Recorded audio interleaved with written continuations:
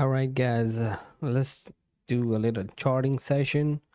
And what I wanted to do is that I want to do a trade recap and the charting session because in the morning when I recorded the trade recap, my guy did not record the whatever I was speaking. So yeah, let's look at this.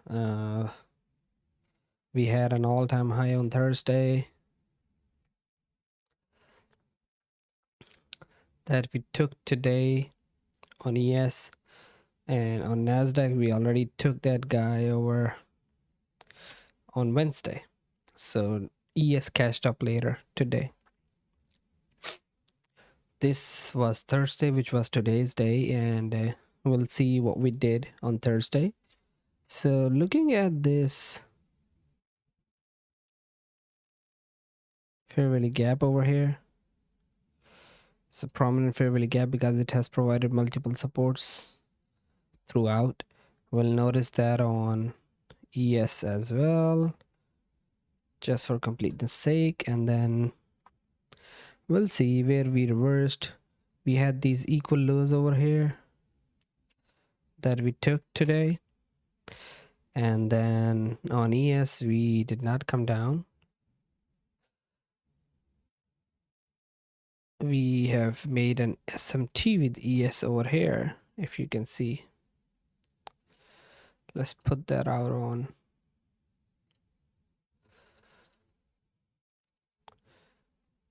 NASDAQ as well, because that's our main guy.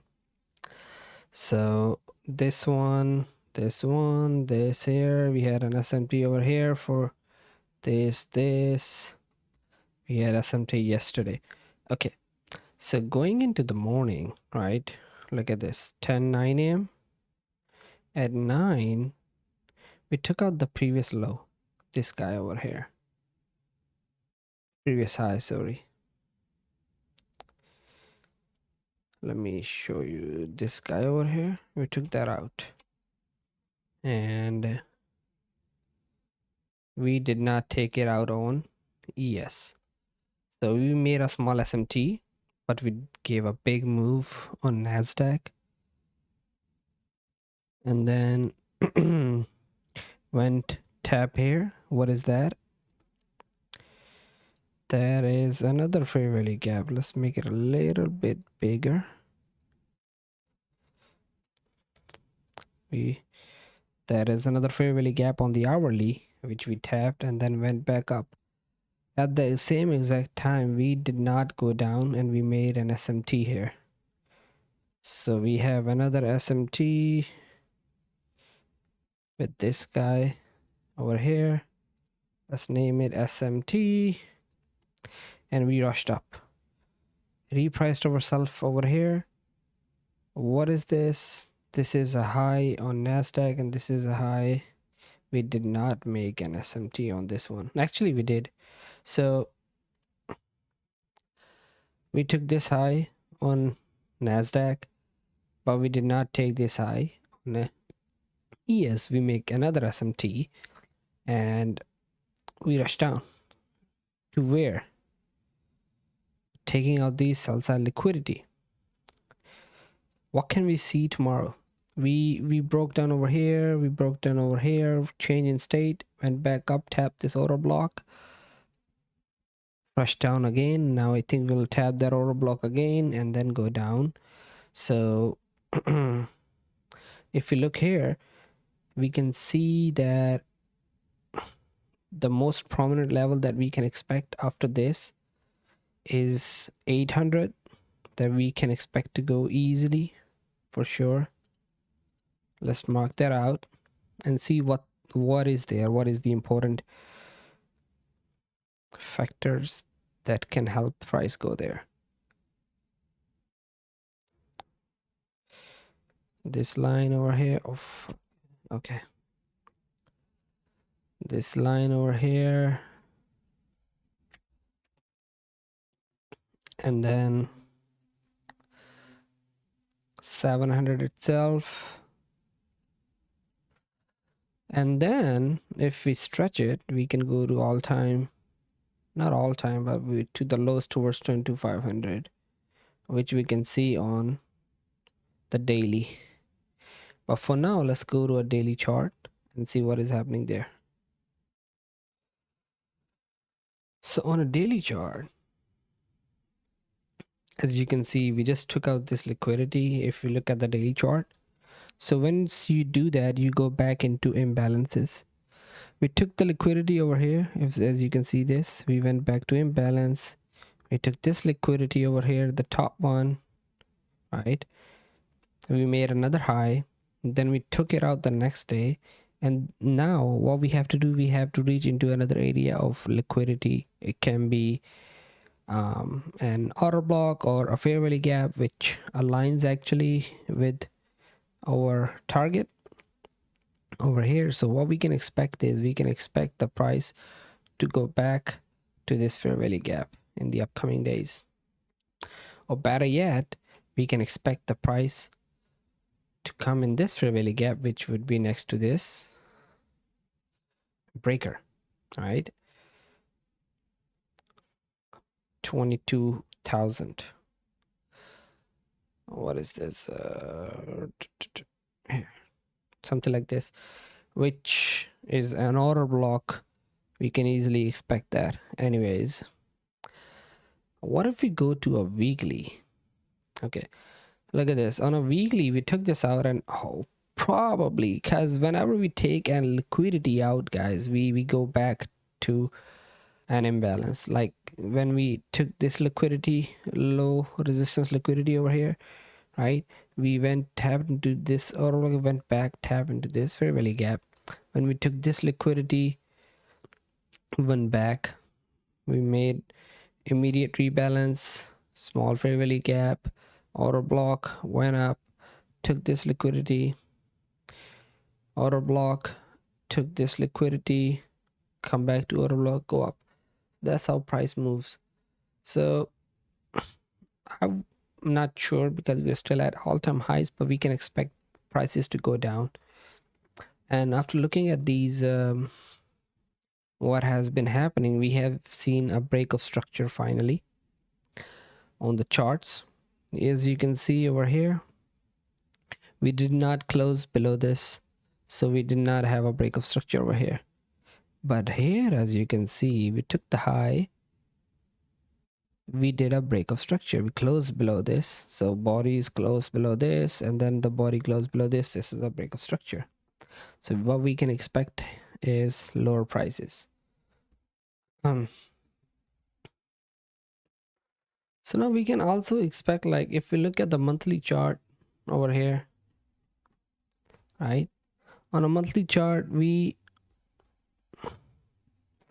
opened, tapped back into the monthly, made a whole big wick over here, and we can expect it to go higher as well. Maybe just go back in, tap this, and go back up again. So it's pretty two-sided at the moment. We cannot really tell where we can go at the moment, but for tomorrow we'll know when we come close to 9:30 open. So let's go down and do some trade recap, okay, which is something we should do now. Okay, where is it? Oh, yeah. So going into the morning, this is where market opened. We had this high over here. I will go down to 30 minutes so you can see. Let's go down to 15. Yes, so now you see we had a market open here. We took out the AMA, Asia high, everything. This is purge, and then we made a break of structure and went down. So going into the day, I was bullish. I was looking for this high over here, but because I was bullish, I did not change my bias. I missed all this move, so I entered here at the end, took a small trade, closed in profit. Because you see this wick down again, this stopped me out. So if you go down to the 1 minute chart over here, it will be more clear. Look at this. Market opened here, manipulated toward the upside, took this, and we made a break of structure over here. Now, for some reason, I don't know why I was still bullish. I was not looking at the bigger picture. I thought that in an hourly chart over here, right? Where is it? On an hourly chart over here, right?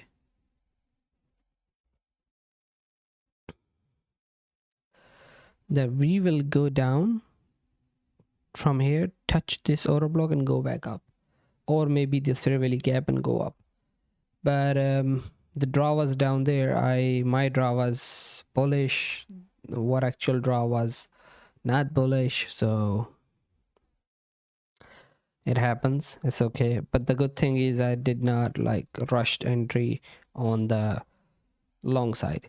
I waited from here. It was my macro time. I thought that we will do some kind of retracement now because we have taken all this liquidity over here, you see. And now I would see a reversal, right? Because we saw big wick. I was waiting for this fair value gap to close up so we can go up. It did not happen. I kept waiting. 10:15 is where I took my entry. I entered on this balanced price range over here because it was still in my macro. I was like, okay, this was the sell side of the curve. Now we have to go towards the buy side of the curve because this is the consolidation that I was looking at. But what happened was when the trade went up until here, I put my stop loss to this place, and it stopped me out in profit. So I was okay. I didn't enter it again after that. My idea was correct. We actually went up towards the, what do you call it? My main target was this line you see over here.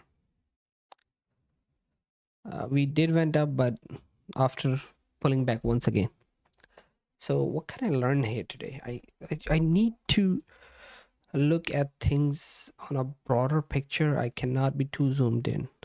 Like, for example, I could have zoomed in more maybe, right? Because I was still waiting for confirmations. Like if I was on a 15-minute chart here, you see, if I had seen this, I would be like, oh, that's a break of structure. I would have entered there, but I did not. So on a 1-minute chart, I was just waiting for a reversal, which is not a good thing. I could have opened up my eyes, went to the 15-minute chart, for example, and on that 15-minute chart, I could have seen that this is already the buy side of the curve. So we already delivered a buy program. We have to deliver a sell program now. And I was looking for a buy program again. So that was the mistake that I did. You see all this low resistance liquidity, all of this easily taken. Then we made another high resistance up move, and then we did a low resistance sell side. I was actually anticipating this sell side, but I didn't know when this would happen, so I did not actually entered. But let's look at it as well. That is fascinating. So if we look at it, let's see if we made any SMT here.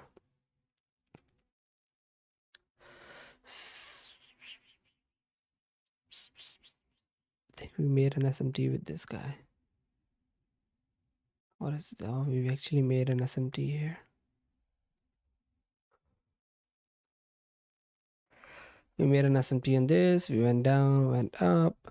Okay. This is a macro time, which was obviously anticipated. And in this 15 minutes, guys, same move happened that happened in the morning. Low resistance liquidity run. Oh my god. Oh my god. 200 points, guys. 200 points. Dang. This is crazy. See, this is original consolidation. This is consolidation in a range. We go down. Now we are making another high resistance buy side, and then we're gonna go down again. So that's crazy. Okay, this is the thing that I discovered today, that whichever side we do a low resistance liquidity run like this, we have a high resistance liquidity towards the opposite side, then we go up. Like when finally we have reached over point like this, let's suppose that NASDAQ has to go to 700, it will rush down, right? Once it's there, it will do a quick reversal one time, and then it will do a high resistance sell side, then low resistance buy side, high resistance sell side, low resistance buy side, like how it is doing here. High resistance buy side, low resistance sell side, high resistance buy side, low resistance sell side. So this would become opposite when we go in a buy program, which I just thought about. I think that's how it goes, because I think that's what ICT was trying to tell us. Amazing. And the the low resistance liquidity run always happens in a macro. Look at this macro. Look at this macro. Crazy, bro. I don't know this macro was important. 7:45 macro. Let's see what happens. Oh my god, okay. We got a good we got a 6:45 macro run here yesterday. What happened to the previous one? 7:45 macro. We got a good run on 7:45 macro as well here. 6:45 macro. Crazy.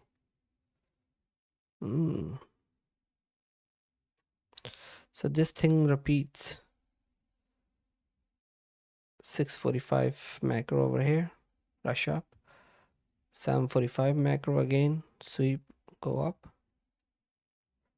Do you see this? Do you see this?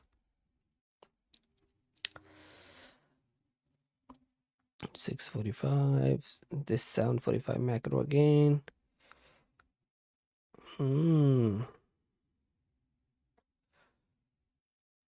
That is crazy. 8:45 macro over here. So this thing is repeating.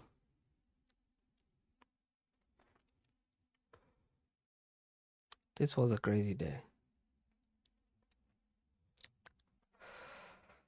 So what I learned today, guys, I learned that whenever there is